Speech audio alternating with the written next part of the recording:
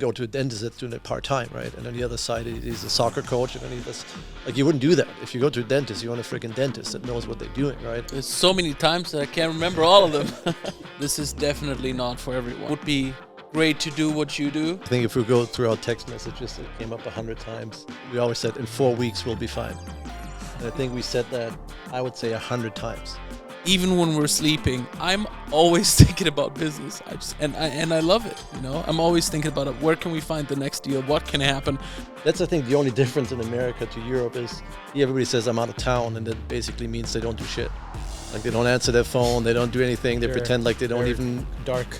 They go dark on you. They're like, literally, like, the phone doesn't work where they go, and then you find out they literally drove to San Diego. You're like, dude, I was there, I had phone service. Like, dude, and we're on the plane, international flight, day and night. Everything. No excuses. That's what I'm saying. You know what it takes to sell real estate? The art of putting the deal together. I'm not doing this for the money. I'm doing this because this is my calling. I believe in it. I love it. Try to master your craft and don't give up. Even if the money's not coming in, just trust the process. Because you're only as good as your team. I learned that the hard way. Half of it is talent. The other half of it is what your people skills are.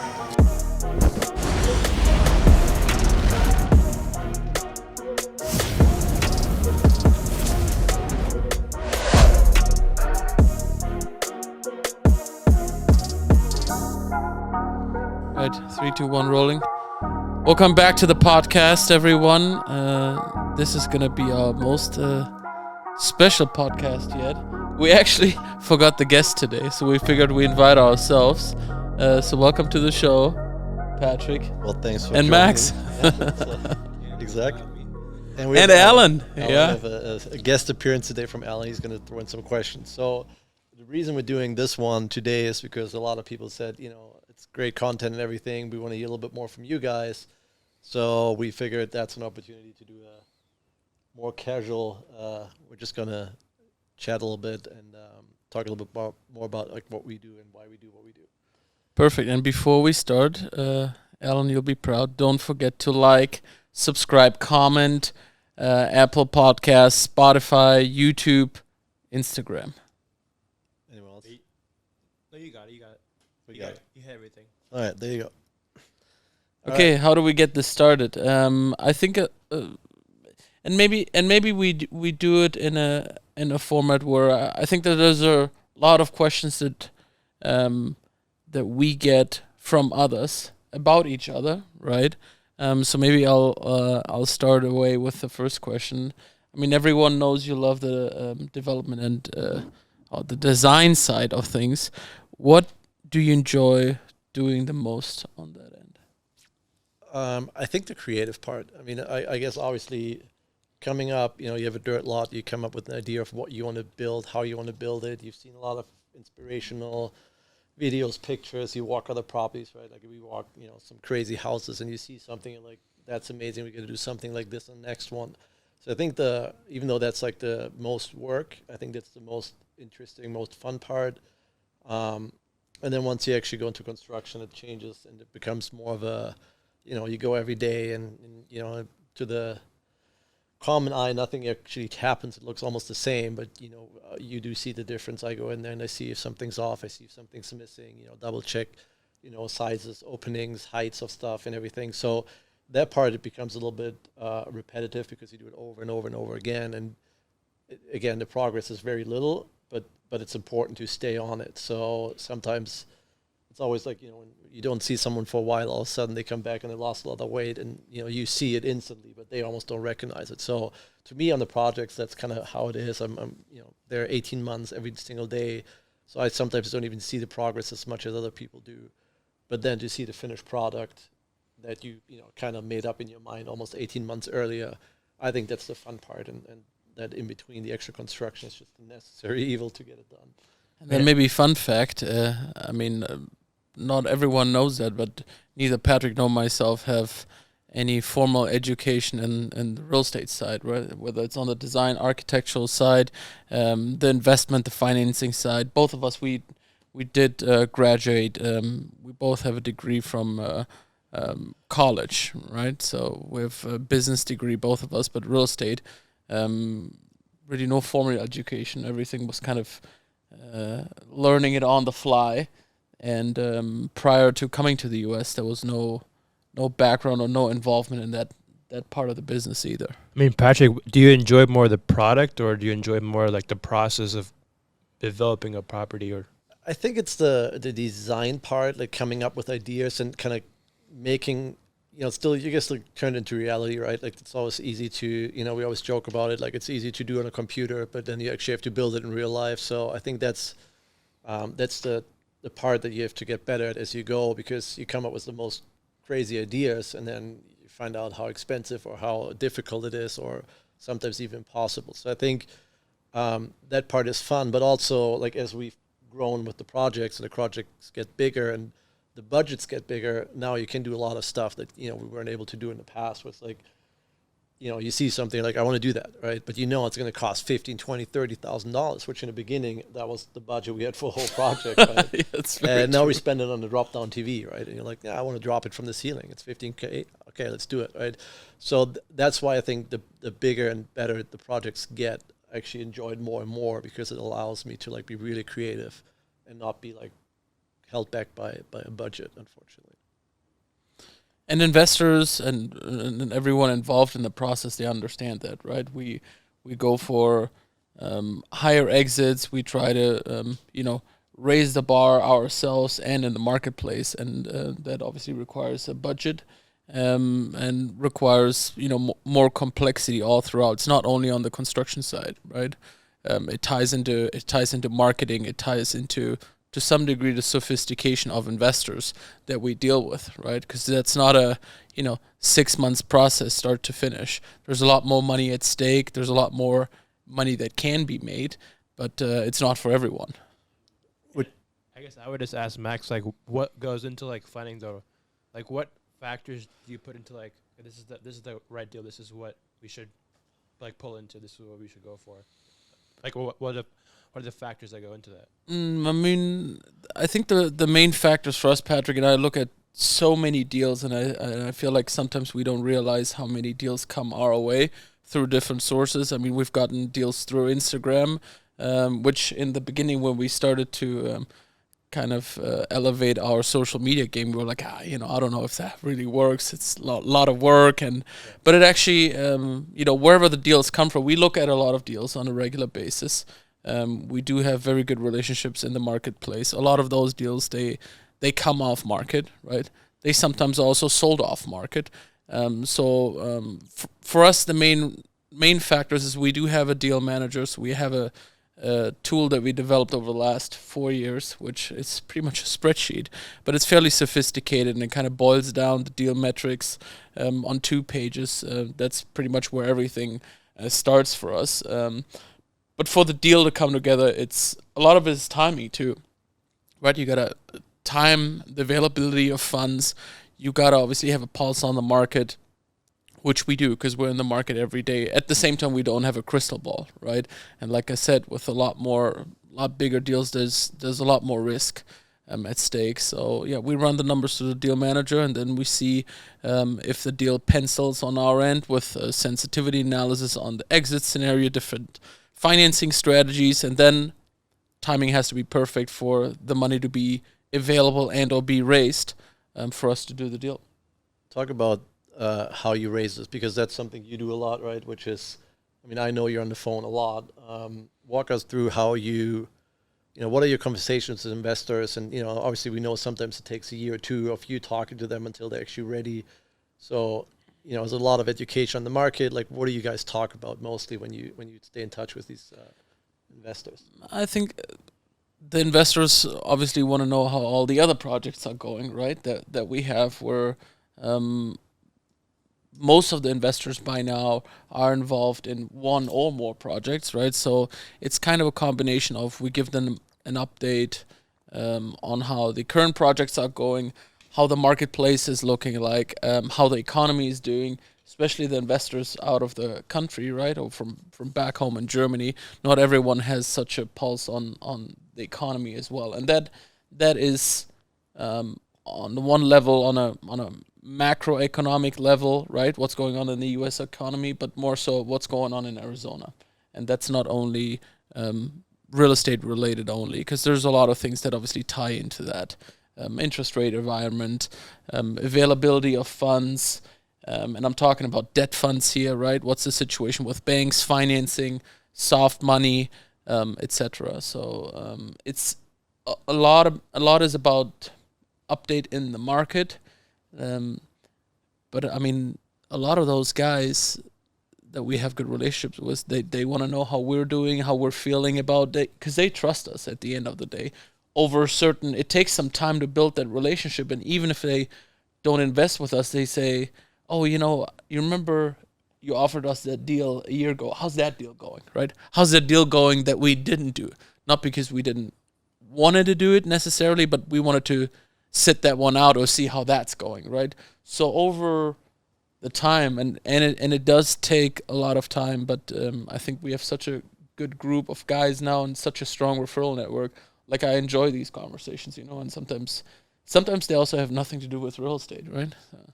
And it's mostly, for the most part, very casual, and I enjoy that part a lot, because those guys are great and help us to step up our level too, right? I mean, I would ask, like you said, like a lot of these they become friends at some point, right? Like, what do you do to like develop where it's like you either call them, text them, take them out to dinner? What do you do to keep a strong relationship with these investors that are not invested right now, but potentially down the line they might be?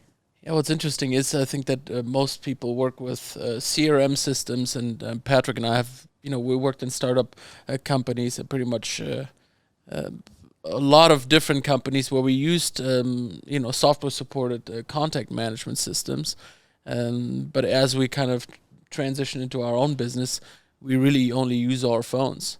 And we're both very good at keeping up with those relationships. And it can be, on the client side, by now, we've sold some homes here, and we pretty much are in our bubble, which is mostly Paradise Valley. And if I drive by a home or I see certain thing that reminds me, and it could be the most random thing, it could remind me of an investor that was here, and we drove by the house, and last time he asked me about it, like, next thing you know, I call him, right? So, it's a very organic process on our end, on my end. And again, it comes with enjoying it, but also genuinely caring about the relationships, right? Sometimes it doesn't only have to be a business conversation. I remember I talked to one of our clients last week, because she told us that her dad has been hospitalized, and the last, I think, 3 phone conversations had nothing to do with real estate, because I was thinking about them driving by their house, and I was thinking about the situation her dad was in, right? But that is not something that comes from a calculated place of, oh, I gotta do something to stay in touch with that person. That's just how we operate, right? Because we do generally care about the relationships that we have on all levels, right? Business or non-business, and then some people you get closer with, some you don't. But we, overall, I would say we have great relationships. I guess, what tips would you give to a young person that's in real estate right now that is trying to, build relationships, but doesn't know they know, of course, how to talk to people, but what would you tell them to these are 3 or 4 things that I would hone in on to, I think consistency is the number one word, right? I think we talk about it so many times since we got here. From day one, we started being in real estate. We've focused on that. That's what we do, 12 hours a day. And everybody knows that, right? You got to let people know what you do. You establish that, everybody thinks of you in a certain way. And I think we've seen a lot over the last few years is that there's some really good people that you think they're going to do really well, but right before you kind of get over the hump, they kind of go the different direction because somebody else offers them a little bit more money or a little bit more freedom or a little bit more this or that. And it's really there's so many memes these days out there, or inspirational pictures of the guy that's trying to dig for the gold, and right before he gets to, he turns around. But this is probably the most true inspirational, motivational thing that's out there. It's everybody thinks it's going to go faster than it actually does, and then they go somewhere else. We always call it shiny object, right? Something else distracts them, so they go towards that direction. And then even if they come back 6 or 12 months later, they lost not just the 6 or 12 months, but all the momentum they built up before that, right? And what it does is like Max said, there's some people that we talk to for 4 or 5 years and we've never done anything with them, but now they do because we never left, right? If you're in between, go somewhere else for a year or two and you don't talk to them about real estate, they're not really going to think you're in it for the long run, or you're not 100% committed to it, which is, again, those are like huge assets. There's a lot of money involved. So you wouldn't go to a dentist that's doing it part-time, right? And on the other side, he's a soccer coach, and underneath this, like, you wouldn't do that. If you go to a dentist, you want a freaking dentist that knows what they're doing, right? And do it full-time, and that's all they do. And for a lot, I think that's the biggest thing, because real estate can be somewhat easy from the outside. So they do a deal or two, and then it dries up, and they just go somewhere else. And I think that's the biggest number one thing that we've done is, no matter how difficult it got, and especially the first 2 or 3 years, there were like literally times where it's like, you're down to the last $100 on the account, and you're like, okay, we got to get to the next first of the month or whatever. Like, we've been there, and we didn't have the opportunity to go to a family or a friend or anybody, because when we came here 7 years ago, we had no friends, no family, nobody here, and no financial support from anywhere. So it wasn't like we could just be like, hey, Alan, can you give me like $100? I got to buy food tonight, right? We never had that opportunity. Like, nobody would give us the money, because why? So we had to create the opportunity. We had to create the money. So we said, okay, like, the only way to make money is if we do a wholesale deal. So, Max on the phone 8 hours a day trying to call people you want to sell. Like, we're just door knocking. We're doing everything to find a deal and make $3-4 grand, and that would just fill the hole for the next month or so. So I think that's the one thing. Like, even though when it got hard, we had no other option. So we had to create the opportunity at that point in time, and we did. And that's kind of what kept us going. And I think, and then at some point you kind of get past the point, but we just didn't have an option. We see it a lot where people we work with, they're like, yeah, I would do something with you guys, but how much would you pay me, right? Like, they want to get paid to be part of a project. And we're like, well, you being involved in it, learning it, that's like, we should actually charge you, right? Like, if you go to college, you pay. You're not getting paid. So I think that's the biggest misconception, that people think they should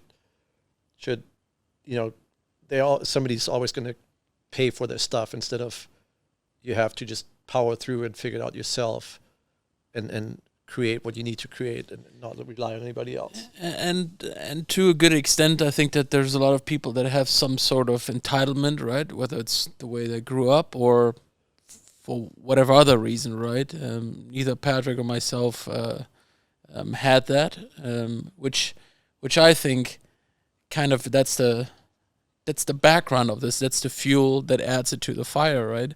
So when you have no option, I mean, what are you gonna do? You're just gonna like fly back home, and then a good portion of our friends or people that knew us, you're gonna say, yeah, I know, we knew it. We knew you guys were gonna come back, right?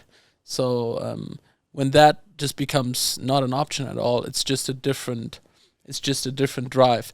And also, what's funny is, as you figure things out, or as you don't have money, you have to fill the hole, you have to make a deal happen, but you consistently put in the work, then stuff happens, even though you don't really know what you're doing, which for a good portion of that time we really didn't, but we're always on it, right? We're always putting in the work, trying out different things, and then clutch a lot of times, right?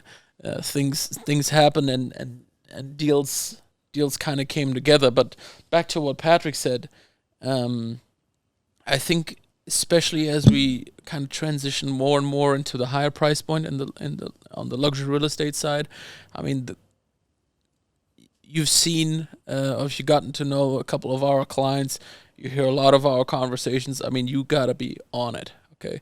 You gotta know your stuff. It's 24/7. That's the expectation, but that's also how we pitch, right? Because we don't have the Rolodex of growing up here and being in all these kind of networks, where other agents have that. So our pitch is we're 24/7, and nobody is gonna outwork us. At the same time, we know what we know what we don't know, but we have the resources to make everything happen.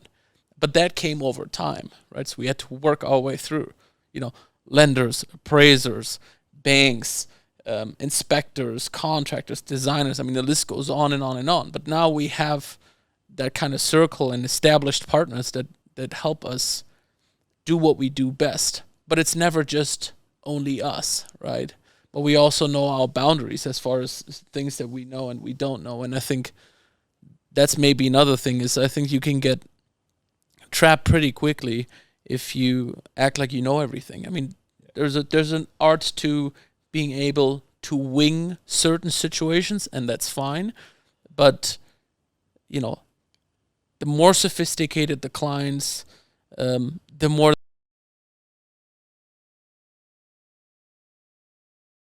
and that should actually motivate you to try to get to know it or find the person and connect with that resource to provide the information. And the better you get at that, the more value you provide to your client, right? And they appreciate that a lot. Oh, wow, this is your lender. This is your appraiser. This is your partner. This is your contractor, right? Now you have a team. And that makes all the difference, at least for our clients and for the business that Patrick and I built. I mean, I would just ask, like, take us back to that, maybe like the first 3 or 4 years. Like, were there any, like, quote unquote, like, breaking points? I know you guys pushed through, but like, what were like some times you can describe, like, times when I was like, this deal, if we don't get it done, we're screwed. Like, is it times like that? The first couple, maybe 4 or 5 years or 2 years, what it might be, was times like that. Yeah, I mean, obviously many times. I mean, there's so many times that I can't remember all of them. yeah, and I mean, I still have, we have pictures on the phone. If I go on like the Google like area, and you look at where our very first, I mean, obviously the beginning we used the community center at the apartment complex that Valerie was living at to like work from, and then we rented our first office, which was about probably 400 square feet. I mean, and there was 4 or 5 of us in there trying to work, but. The thing is, I think there's times where we literally did a breakdown. We're like, okay, we have about 20 days left and we're out of business, right? And out of business also meant we're done because there was no money to go back to. Like, it's not like we could call our parents or friends or anybody. Like, it was us, and we had to figure it out, right? Huge thing is we always had each other, obviously, right? That helps a lot, but. It also meant if he doesn't have money, I don't have money, and vice versa, right? Like, it's not like I can ask him for money. No, it was the same bank account, more or less. So Cash App or something. Oh, I mean, yeah, there was many. I mean, we did, when we did door knocking and everything to get the first deals, and Isaac. I mean, we love Isaac. He's like pretty much one of the day ones, and we'll have him. We'll do the next podcast with Isaac. Yeah, but, that'd be cool. But he's like, he came down from Prescott, slept in his truck, and overnight to work today, and. Like, he was in that boat with us, and there were times like we're trying to pay him $100 finder's fee or something for something, and we literally had to be like, don't cash it right now because we don't have $100 in the account right now. Like, that deal closes next week, and then so we're like literally at that point a couple times, right? So it was very close, but again, there was no option. Like, we didn't ever accept that we actually would not continue. And I think the other thing again, what was important is we also never went a different direction, right? There's a lot of people that are like, oh, you can just, whatever. Well, you can give golf lessons, right? I'm like, no. Like, if I start doing that, I mean, I think I gave 1 or 2 golf lessons, right? I think you can actually to somebody that's actually now buying a house with us. Our client worked out 5, 6 years, 7 years later. But to your point, like, that was like, that would have been a go back to, right? I could just give golf lessons, charge $120 an hour, and do a couple of those, but it would take away from what we were trying to do, and I think that would have been the easy way out, to just pay the next bill. But I think the fact that we didn't go for it and we figured out, and we just find another deal, we found it, we assigned it, we made some money. That, I think that's why we have that big like compound effect now, that all these deals over the years, connections, everything kind of built up to where we are now, that we have, standing business and relationships, like Max said, in all different areas, that now it's almost the opposite. Like, we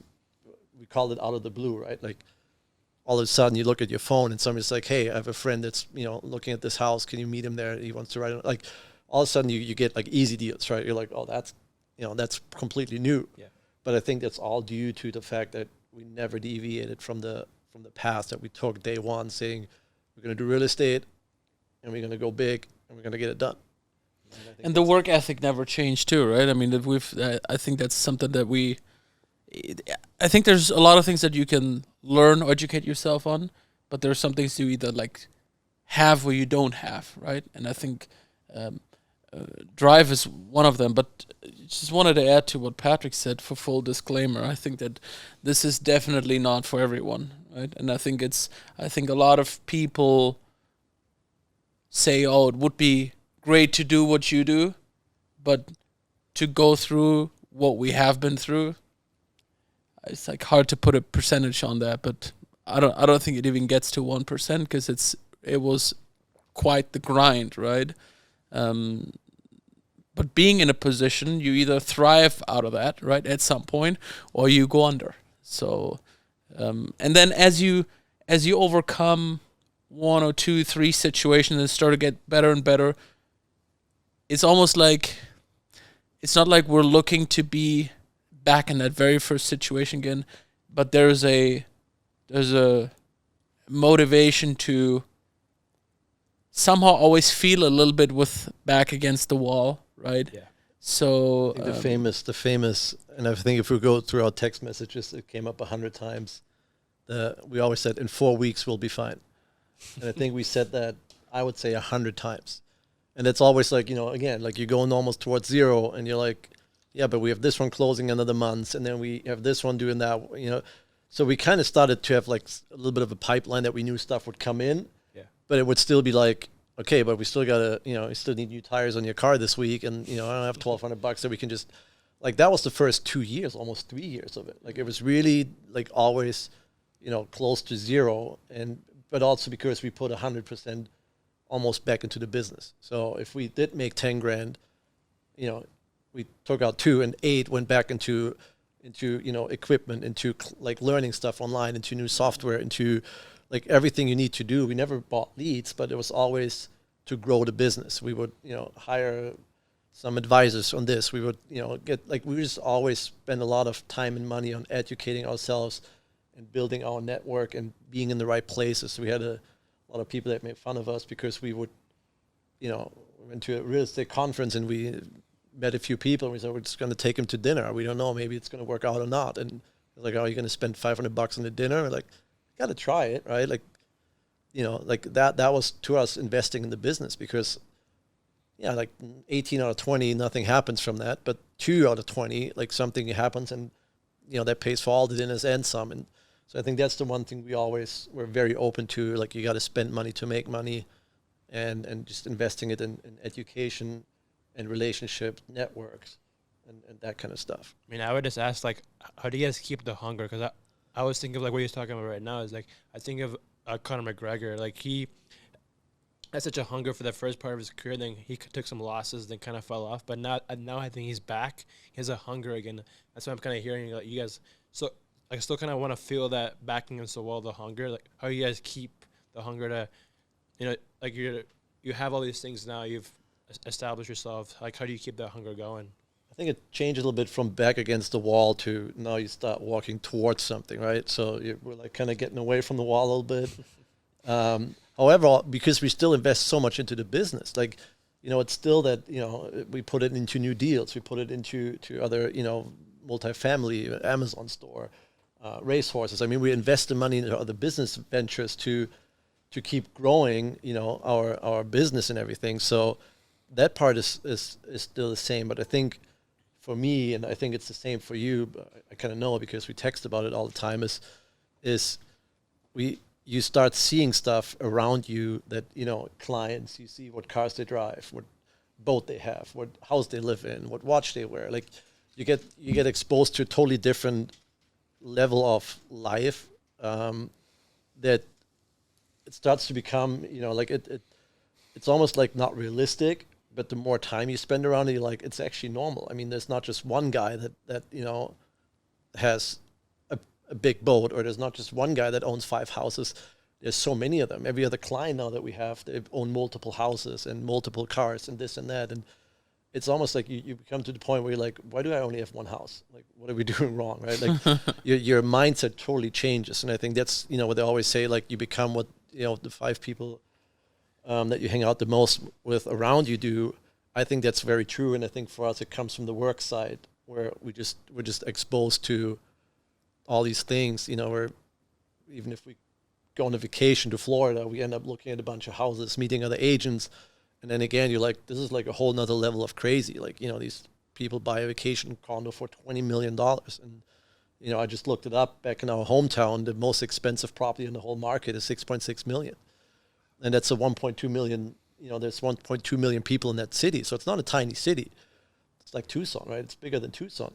But it's just like, it's, you know, and we have multiple listings now that are above 10 million. So I think you just get into different circles. It's like almost like a spiral, you know, like a certain effect that it has. Like you get to like level up by default, and that's, I think, the drive you get, because you think, oh, once I reach this, I'm fine. But by the time you reach this, you already saw so many other things. You're like, I'm not fine. Like, there's a long way to go.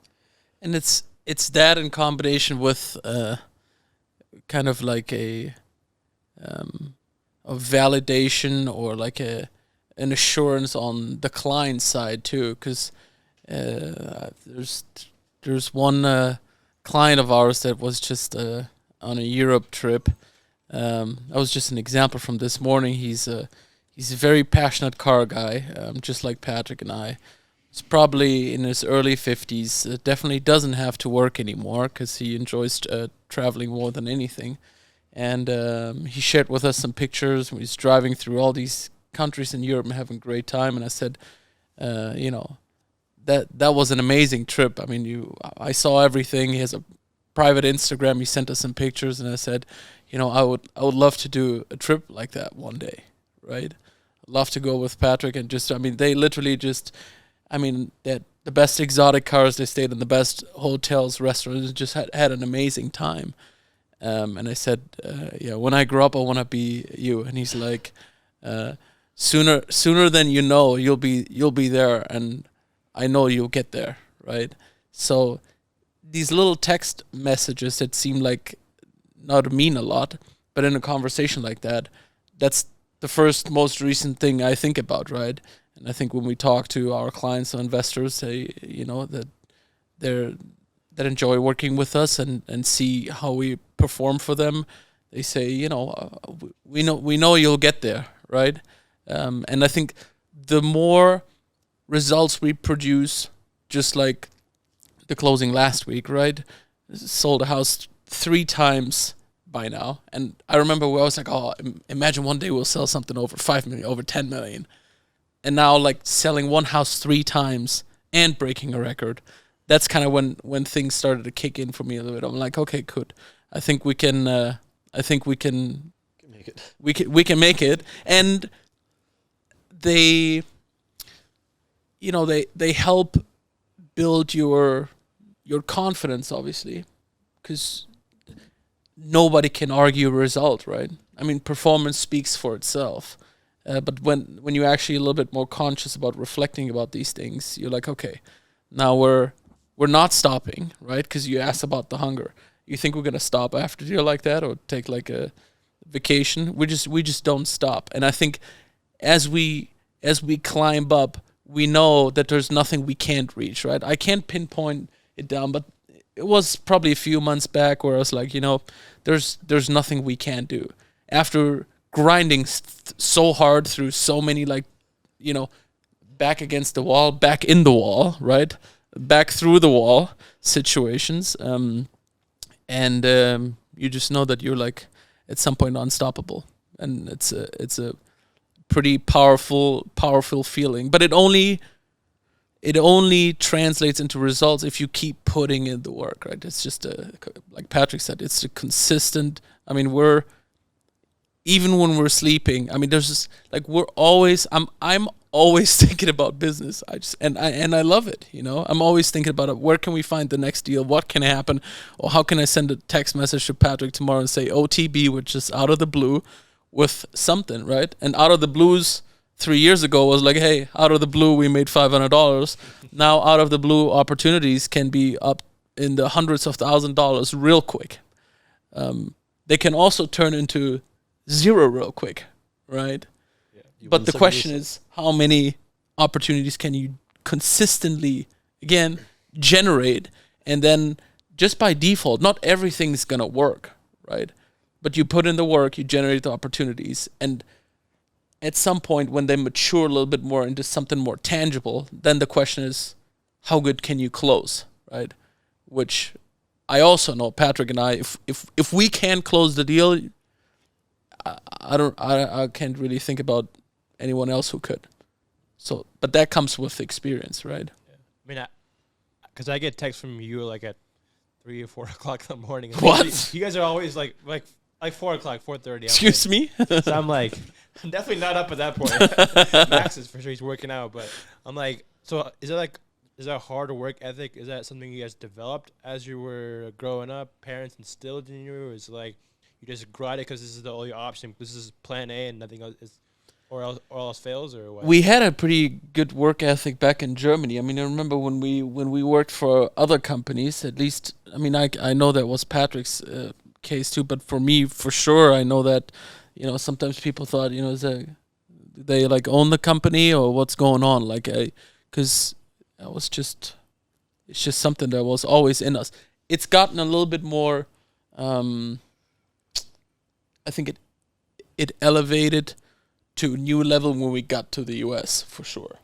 Yeah, I think it's what you get exposed to, right? What we saw here that other people do and have, and how normal it seems to them, where you just, I think it's just a different mindset here. Like if you work hard, you get somewhere, right? The whole like American dream, it actually does exist, and all you really have to do is work. I mean, we had nothing handed to us, no inside job, and nothing. Like it was just work harder than everybody else, and stay focused and stay consistent, educate yourself. A lot of stuff we had to do for free just to build relationships or get into the door somewhere. But it does pay off. And I think that's different in most of the other countries. I mean, I traveled to 35 countries in my life already.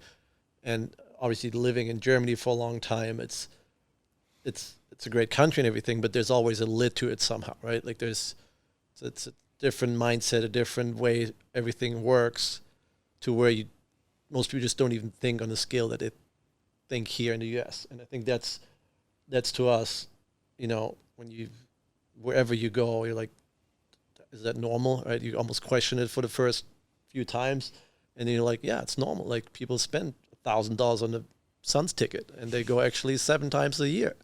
And, in Germany, it's like, oh, should we spend $80 to go to a soccer game? You're like, no, let's just do it. Like, it's different, right? Like the mindset here on how people make and spend money at a certain level, I don't think exists anywhere else to that extent. And I think that's what opened our eyes and everything. And like Max said, once you start being successful in some ways, it's an addiction, right? It's like the same with gym, everything. Once you get over a certain point and you see results, it almost becomes easy to keep going because it's getting rewarding, and you're like crazy. Like, the one that we just closed last week, and you're like, it's in one way it's insane, but also it's like, all right, we already have the next record. It's already on a contract. It's going to close, and it's going to actually blow this one out of the water. And so you're always going for the next already. So I think it's, we just got a different mindset once we got here, and once we got through the first 2 or 3 years and kind of see where everybody else is, and that it's actually really doable as long as you work. I mean, how did you guys even know how to start a brokerage? Like what's like steps that you would take? Like, of course you would you educate yourself. Like, what steps that you didn't know, or stuff? Well, our first deal was a little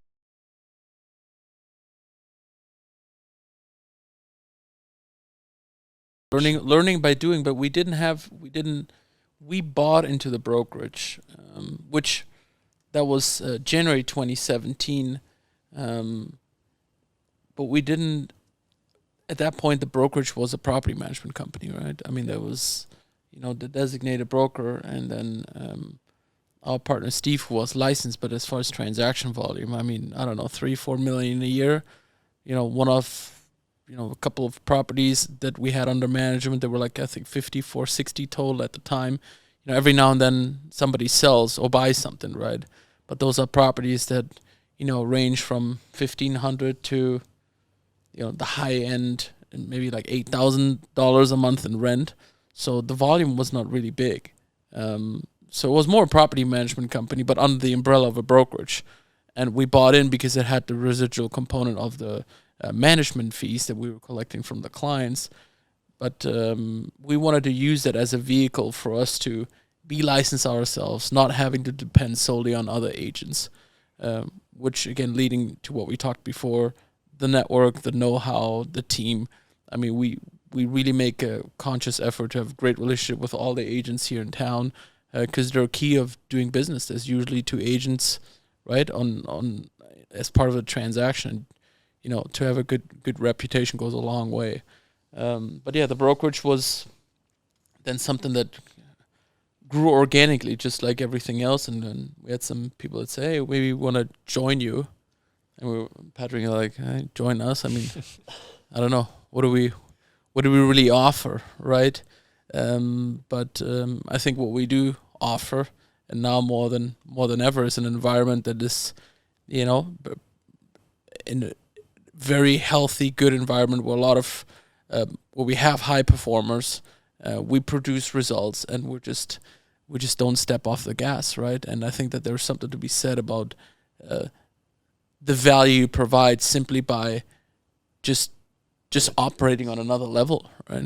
It's just, and I don't necessarily mean financially on another level. What I mean is the consistent drive and work that you put into it, right? You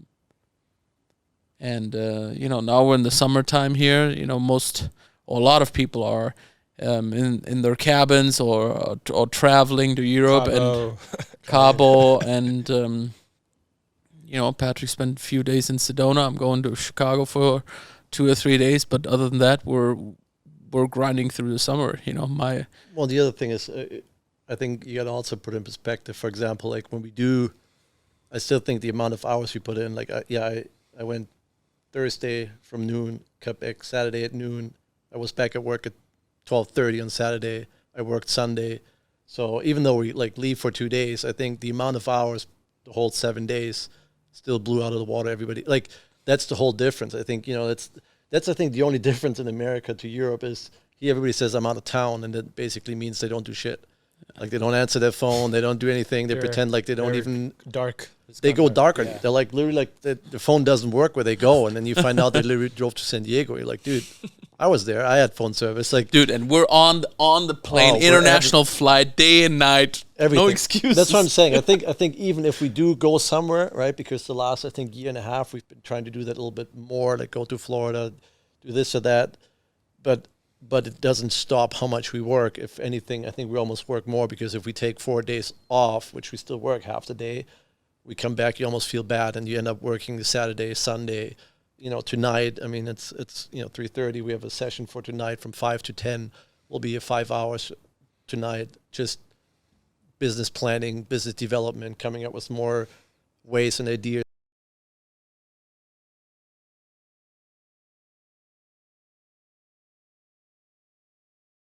Regardless of what it may seem like, I think it's still above and beyond what most people do, I think. But with that, there's also goals, right? I mean, I would like next year in the summer, I would love to be able to just, you know, spend like 3 weeks in Europe, Mallorca, Ibiza, do the whole thing just like everybody else. But at the same time, knowing we have a solid business. And again, Patrick and I close deals literally everywhere. Shower, golf course, plane, car. I mean, there's not a single place I can think of where we haven't closed the deal, made a phone call, stepped out of middle of the night or the club. It's just, for us, it's part of it. Well, because your phone's always with you, so you just have to answer it. Yeah. Technically pretty easy. I mean, like, I would just ask, like, how do you guys go about like building your team? Of course, people want to join, see all your guys' success, but do you guys choose like, okay, this person's gonna bring value to our company or bring value to us overall? Like, how do you guys go about? I think we usually have a good intuition when it comes to people. We're a lot more sensitive, right? Because we're not by no means trying to grow a gigantic brokerage or trying to have businesses that that have a lot of like personnel attached to it. Yeah. We like to keep it, like to keep a small circle on all levels, right? That is very important to us. So we're not really out there seeking for, new agents or anyone really to join us, right? I think the setup that we have is very good. I mean, you made a big difference when you joined us. There's a couple of big things in the work there, and we're gearing up, which is great. I mean, I think that a year ago, thinking about us doing our own podcast was still a little out of reach. And shout out to PK and Jason, who made a big part on that end too. So, yeah, you got introduced through Jason, right? And first we thought, let's just give it a shot. We need to do some things, but we didn't really know where this would lead to. Sometimes you just got to give things a shot. We knew we had to improve on that aspect. And then as we kind of grew that part, you not only played a significant role, but we wanted to give you the reins to pretty much take this on and show us if you're one of us, Well, the other thing is, again, it goes back into investing, right? Like, I mean, when we started, you start pretty much January, right? Like beginning of the year, give or take, right? So I think it's for us to make the decision to say, okay, we're going to bring you on full time. And I don't even know how much we spend on all the equipment by now, right? Like, that was a pretty big investment for something we had no idea what would come out of it. I mean, I always joke about it. Worst case, at least, our wife and girlfriend going to watch it and at least you're going to have 2 viewers, right? But I think it's just something, again, you just got to do, right? And we're willing to spend the money and the time on it. I mean, between the time we spend on doing the extra podcast preparation, we have our weekly meetings and we go to property tours. Like, there's a significant time and money investment with no guaranteed outcome, right? And then you got to go all in. And again, consistency. We've been doing this for 6 months, and it's not like it's blown up overnight and there's thousands of viewers on every episode or whatever. It's like some stuff we always say pops, right? All of a sudden you get 20,000 views on something, and then others but it's, again, the consistency. If we're going to keep doing this another 6 months, it's going to be a lot better than it is now. And then 2 years from now, we're going to look back and say, you remember when we did the first episodes and there were like 5 people watching it? Like, it's you got to be realistic about where you start and where you get to. But again, the time and the money that we all have to put in, it's a risk, and that's what kind of kept us close to zero and back against the wall for a long time, because we always jumped into the next big thing a little too early, which kind of made it very hard for us for a while. But then the compound effect, when that kicked in, something else, that's what now makes it look like everything all of a sudden is working so well and so quickly. But it's not really that. It's just, there's a certain lack to everything you do. And it's almost like consciously jumping into the next step a little too early, right? Because knowing you have that, that effect that if you just keep putting in the work, now it's going to compound, right? So I guess that's part of our business model. Not sure if that's something that we would publicly recommend or put in any business plan, but well, there's always, you always say, but there's 2 options, right? One, you can reward yourself after something's done, or we sometimes tend to do something for us too soon, kind of but then it's now we got to work for it, right? Like, we buy something, we're like, we shouldn't be buying this right now, but then you're like, okay, now I got to work really hard to justify it, to make right? it worth, yeah. So, because I think, again, that's what Max said, I wouldn't recommend it to everybody unless you have that attitude that you're actually going to make it work and you're going to justify, you're going to be able to afford it looking back type thing. The other thing is, for us, it always also motivates us, right? Because again, that's kind of what you see, what's around you, you see everything, and you're like, I kind of want that. So if you jump in a little bit too early, now you're hooked to it. You want to make sure you can maintain that. So you work towards that becoming your new standard, right? And as you just reach that, we already go up to the next level. We're like, kind of stupid again, but that's just how we've been doing it, and I think it works for us. We'd like to reward ourselves just before actually. Rewarding component of that is also and over and over and over again having to earn the reward, right? I think I explained you when I got my new car that I want to feel, since it's been a childhood dream of mine, like I want to know that I earned this car over and over again. I'm pretty sure I earned it already. I feel good about it, but I don't drive it every day, right? I walk past it because I got to go to my other car, and every time I walk past it, I have a lot of appreciation for it, but B, my head spins a little bit faster now, because I'm thinking, what do I have to do this week to drive it? And when I mean drive it, it's drive it around the block, or drive it to dinner with my girlfriend, like to have something where you feel like you need to earn it over and over again. And it's not a one-time, oh, I rewarded myself and now I earned it. And maybe it's because this car is something special. But the reason I'm sharing that is because it seems to be something, on the surface that is materialistic, right? Because it's a car in this case. But if you actually dig deeper on everything, that's in the reward department, right? Watches or anything else that we do, dinners. There's always a deeper meaning and connection. Also, in that case, something very, very sustainable. It's what the watch is, the same thing. I just It's like a real life vision board almost. Yeah, it is. Like other people put it on their screensaver, and we put it in the garage. You walk by it, you see it, but it makes you work harder. I do remember now. Okay, I may have used something for you, Max. Now I remember. Oh, that makes sense. That was like months ago. Oh wow, I totally forgot about that. Yeah. Your car. Yeah. That's how it goes. So yeah, I think that's it's important to have that. Patrick and I actually never had a vision board, and I'm not saying anything against it, but I think probably because Patrick, I was like a little bit too lazy to like print out cars and cut them out and glue them. We're like, this thing's gonna look. We have a shopping list on our phone. We have a shopping list. We have a shared photo album on our phone. That's everything we want at some point. Wow.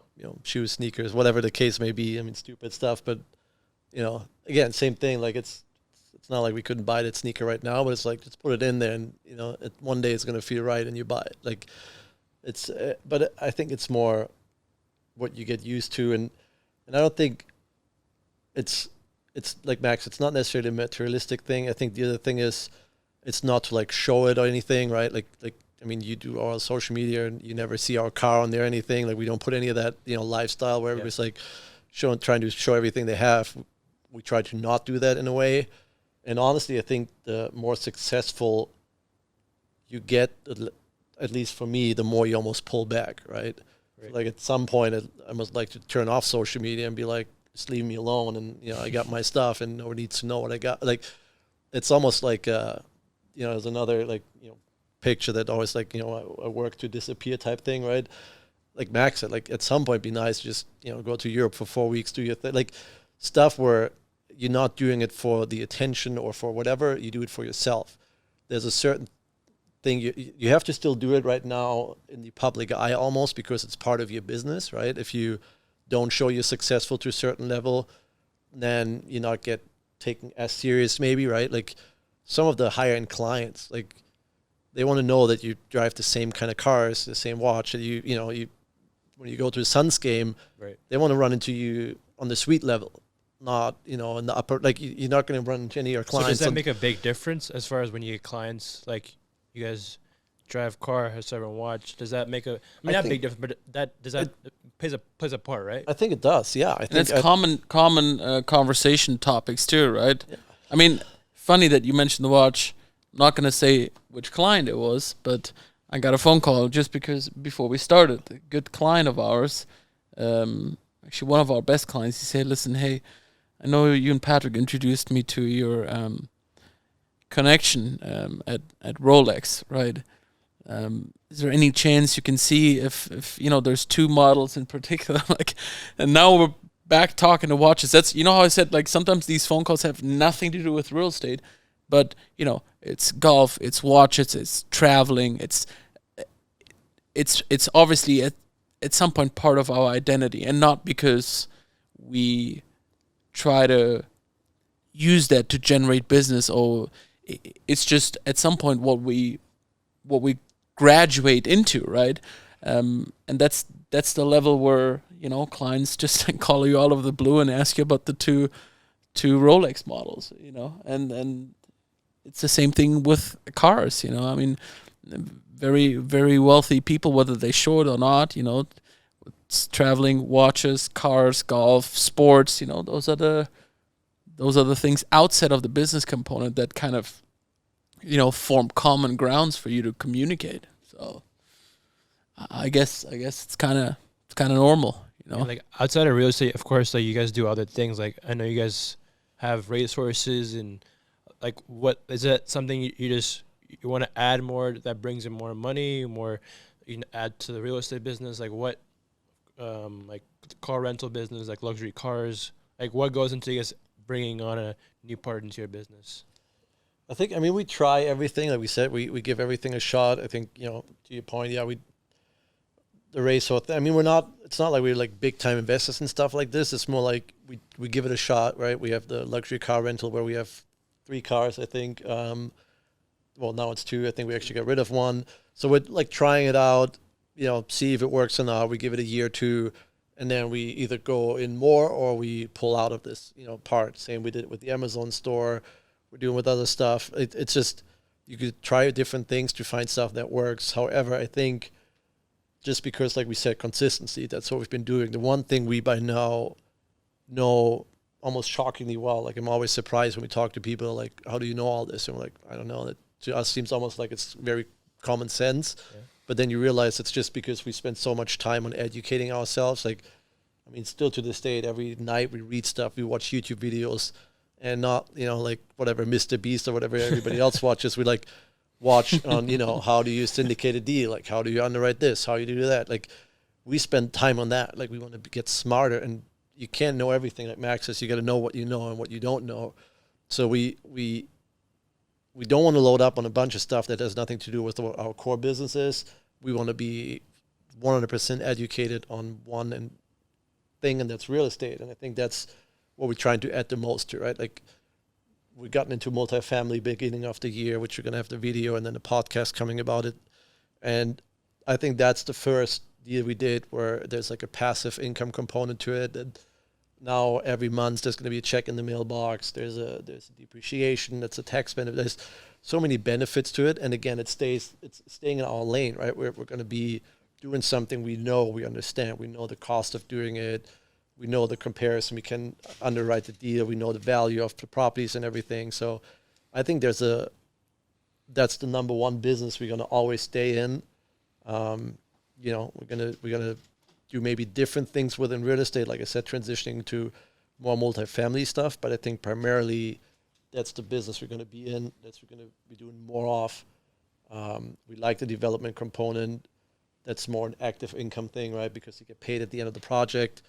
And trying to convert that into more multifamily, which doesn't mean, like, we're always open to it. Like other people, like we have the Bitcoin miners now, right? We have a couple of those. It's forgot about those already. Yeah, like 2 buddies from Max on the golf course brought that up. And again, we're like, you know, we're not writing giant checks, but we're like, all right, let's try it, and try it with like a reasonable amount. Like, there's no point in putting in 5 or 10 grand. Like, it doesn't really do anything. Like, something that you can, if you lose it, it's not going to kill you type thing.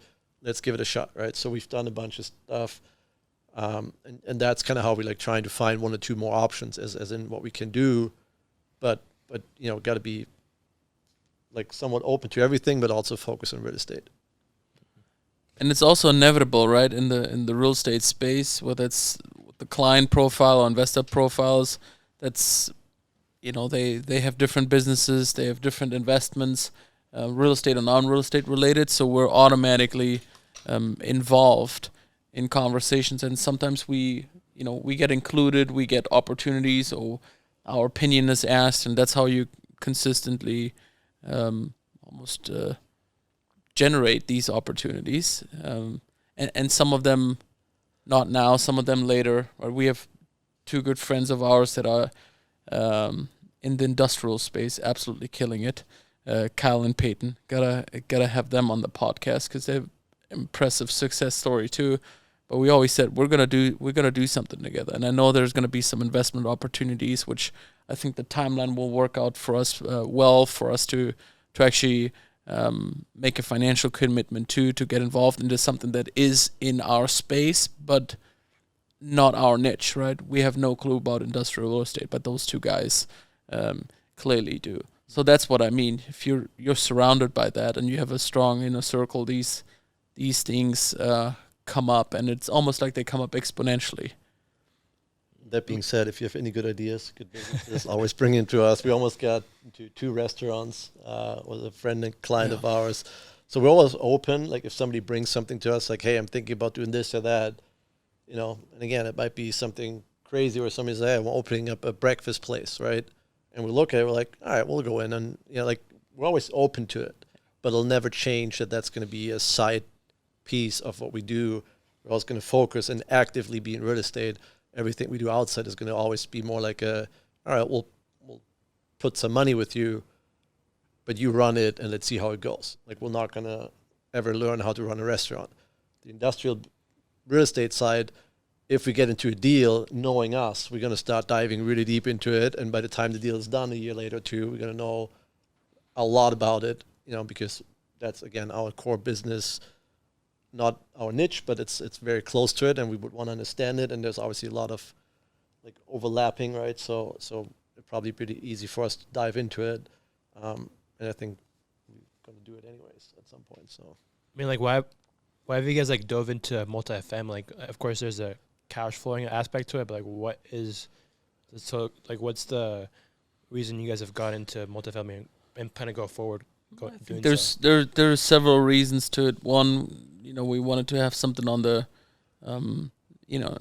passive income bucket, long-term hold asset, and kind of a wealth builder component that's not relying on us having to buy and sell all the time.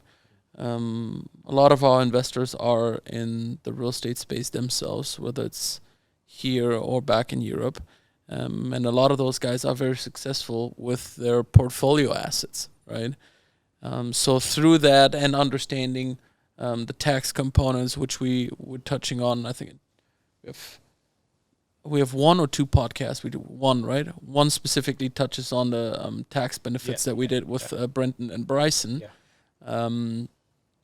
So I guess those are the 2 factors. And we knew at some point the luxury real estate space, deals that, now take around 2 years, right, start to finish, or even more in some occasions, and don't have a cash flow component, would be a great strategy to kind of have a blended opportunity for anyone who wants to invest with us, right?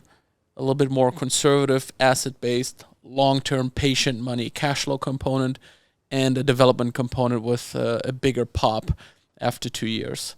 So that's one of the reasons why we had this.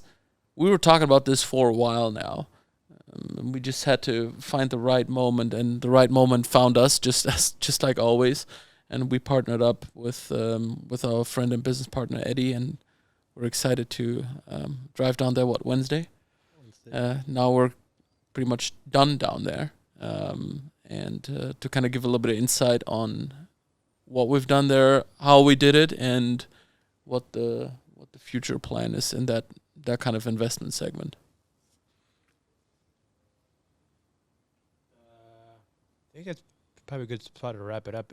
I mean, I think I'm just curious. You've really got into tennis, Max. What's the you're being very fulfilled in that space. What's the enjoyment that tennis brings you? I think I've always kind of enjoyed it. Never played it that much. I realized pretty quick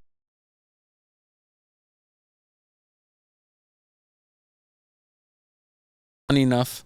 I'm already making good connections there. It's already had some opportunities to pop up through the tennis network, which again was never anything that I had in the back of my head. I was like, I'm just gonna do this because it's fun. But yeah, it was I see it as a challenge, and I just like can't just like go play on a Sunday with like 10 people and playing some games. I need to like compete. So I have this. I'm at USTA right now. USTA with ranking the whole thing. So I have a coach. I mean, I do it just like we always do it. Either you do it right or you just like don't do it, right? But I enjoy it, and I think I got better pretty quick. And I have my tournament on the weekend in Flagstaff. Here we go. Yeah. So I'm out of town, but I'll be still working. Still working. Like, is it like the discomfort, like something you have to like? It's a new skill that you're developing. Is it that aspect that? Listen, the thing is, it's tough. Yeah, it's tough. I don't think this is easy at all. It's a very fast-paced game. It's a great workout on top of it. I mean, Patrick and I, we track our workouts here with the Whoop. It's amazing. It helps me achieve my goals in the health department, and I just like to compete and win. So it's good. It's good. I mean, Patrick. I mean, like, how is becoming like a father like kind of change your perspective on business, and like, do you see like you're just building like a legacy for Leo and all that stuff? Is kind of change over the last couple of years, or? Yeah, I think I mean it adds to why you do what you do, obviously, a lot, right? Because now you want to be able to give everything, to your family, to never have to say no, right? If they say, hey, can we do this? Can I buy that? To not ever have to say no, right? That's one thing. I mean, you don't want to spoil him, right? Like, it's not that. It's like, if he points everything, it's like, I want this toy and that toy. He's not spoiled at all, and No, he really needs more toys. He gets a lot, but he also understands, right? Like, and we see other kids, but if he sees something in the grocery store, says, I want this, and I said, no, we can't have this right now. Like, you already got something yesterday. He's going to say, okay, and puts it back. Like, he totally understands. Like, other kids lay on the floor, scream and everything, right? So it's a fine line between saying, yes, you can have it, and no, and how he reacts when I do say no. So I think, but again, I think to me, it's, to your point, yeah, you build something up. You want to make sure that, he can go to college, that he can have a car when he's old enough to drive, and preferably one that's safe and not like, falls apart if you ever hit something or someone. Like, you just want to be there to provide. Like, you want to, for your wife and everything, either God forbid something happens, you got to make sure that there's something there that everybody can fall back on, right? So I think it does change it a lot. Again, it changes priorities a little bit on some stuff. But again, I mean, there's so many super successful people that are actually, Musk, Bezos. I mean, there's so many people that have not just one or two, they have a bunch of kids. So I think it's a total misconception. A lot of times people say, oh, once you have kids, you can't work as much, or you're not going to be as, I think it's almost the opposite. It gives you energy. It makes you want to do even better. Because also on the other side, you don't want to give up what you do, right? Like, if I work so hard, I want to be able to buy myself something, but also buy something or provide something, right? Same if there's any medical stuff. You want to be able to go to the best doctor and go to the one today, and not where you have, like, you want to be able to have 100% control of your life. And unfortunately or fortunately, money's involved in that. You need that. And so I think that's, being a dad, is you try to figure out how to make sure you provide for everything at all times. And it doesn't take away from living the fun life that you want to live, as far as being able to buy the stuff that, give you joy. Can't ask me that question. Either skip or we'll wrap it up. I mean, I would just, I guess, to finish up, I just have a personal question. Are you guys going courtside next season? We're trying. First size? We're trying. It's a long wait list. It's a process. Patrick's doing everything We're he trying. can to. He's got to contact the owner, like, somehow. He's We're Matt Ishbia, like, where you at? as always, as you know, there's already a bunch of different athletes that we have done deals with, and we have showings with others, and so again, somehow, a lot of times it connects, and all of a sudden something crazy falls into place where somebody buys a house from you, and you're like, by the way, I still need this, and like, oh yeah, I can make that happen, because that's the level of, people that you start to be in. Again, that's where your clients make you like level up, and you talk to someone, and I mean, you've been to the game with us. Yeah. The seats we have now, the people that you run into, it's a nice area. There's food, drinks, so people hang out, and there's different levels of that, and that's why we've been up there for 2 years now in that place, and now we try to get more closer to courtside. It's a different club area. Like, yeah, it's a great experience to see the game from up close, and we've done it I think twice this year. But again, after you went to like 5 games courtside, you're like, it's cool, right? But it becomes a little bit more normal. So that big, life-changing experience is the first couple of games. But again, it's the location where it's at, and the bar and the lounge area that's attached to it, right? Now you're basically using the same tunnel as the players, and you hang out in the back and you eat there, and that's where the sponsors are, where part owners are, where everybody is. And now you get into a whole nother level of connections again. And that's where it's like, oh yeah, this guy, we sold him a house. Oh, that, and all of a sudden becomes a really small circle on another level that you didn't even know that you're kind of somewhat connected to. And that's where you get new deals. And what we do, one single deal can pay for that season ticket for 5 years. So again, it's an investment, right? It's when we bought the first season tickets, we probably shouldn't have spent the money, right? I mean, but again, we were able to invite people. We ran into people, other people invited us to others. It's you can't really put a number on return on it, but I guarantee you that's going to take less than a year or two for getting a deal out of it, and then that's paying for everything. So, has it ever got you a client? Like, you met a person there, they got a person that's trying to sell a house. Has it ever worked that way? Again, it's hard to point at it, but yeah, for sure, it's where you take somebody and then they're like, oh, my friend is here too, you got to meet him, and they're like, well, where do you sit? Or we're in the lounge level, and they're like, oh, we're over here. And so it's really hard to specifically point at it, say, hey, this client came from this game. Yeah. But it's again, it's more the network, right? And then other clients, they're like, oh, I saw you, you were it's just part of the perception. It's part of the, if you have clients and closing gift, you want to take them to a game or something, it's something you don't have to do, but if you want to keep leveling up, you kind of do have to do it. And I think that's something we've always done. And again, to Max's point, if we do something, we do it right or not at all. So when we got the tickets, we said it has to be, suite level. It has to be parking in the arena. You got to do it right. Does it cost twice as much? Sure, but you got to do it right. And now to your question, trying to go to, the next level is, we would like to do it. It's just, there's only so many seats courtside, so it's a little bit of a wait list. But we're trying to make that wait a little bit shorter. Wrap it up. All right, guys. We're wrapping up our podcast for today. Thank you to the guests, Patrick and Max. Thank you guys for tuning in. We're looking forward to the next episode. We'll have a couple of cool guests lined up here. And as always, don't forget to follow, comment on all the platforms. And until the next, and subscribe. Opala. Oh, forgot. And maybe put in the comments if there's anything specific you guys want to see or any specific topics you want to hear about. So leave some comments if you have any wishes or needs, and we'll make sure we get on it. Thanks for moderating, Alan. Appreciate it. Thanks, Alan. See ya.